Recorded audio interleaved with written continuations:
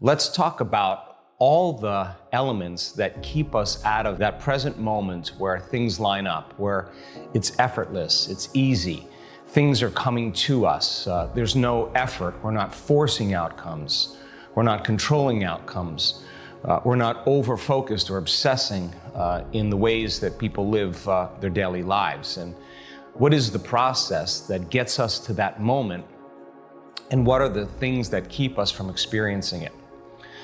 So if you believe that your thoughts have something to do with your destiny, and 90% of your thoughts, consciously or unconsciously, are the same thoughts as you think the day before, if you're thinking the same way, then it makes sense that your life will be the same way.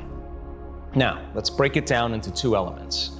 First element, from the quantum perspective, every thought that you think not only produces a chemical that signals your body to feel certain ways, but that thought also produces a frequency, and that frequency carries information. And the more orderly, the more coherent, the more refined the thought is in the present moment, the greater its ability to carry a message or information. Remember that.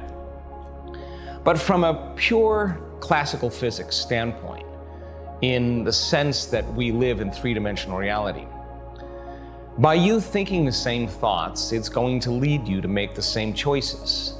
If you keep making the same choices, you keep re-experiencing the same behaviors. Those behaviors ultimately turn into a habit. And a habit is a redundant set of automatic, unconscious thoughts, behaviors that lead to emotions that we do so many times that we no longer have to consciously think about it. In other words, a habit is when you've done something repeatedly and your body now knows how to do it better than your conscious mind. And in a sense, it becomes subconscious or unconscious. And that behavior automatically leads to the same experience. And the same experience that we have in our lives is filtered through our senses. And as we experience something, whatever it is, if we've experienced it before, the same chemical feedback through what we're tasting, what we're seeing, what we're smelling, what we're feeling, what we're hearing, is rushing back to the brain, and it's signaling circuits in your brain to either reorganize into new patterns, if it's a new experience, or fire the same patterns in the same way that continuously stamp the same circuits in the same patterns. And that principle of firing and wiring begins to hardwire the brain to look for the same experience. And what does the experience produce? The payoff, the emotion.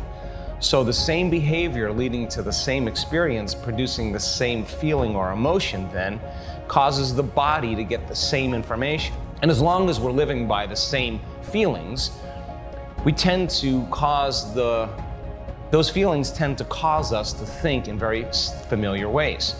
And the cycle goes on. Now the problem is, everything in your life stays the same.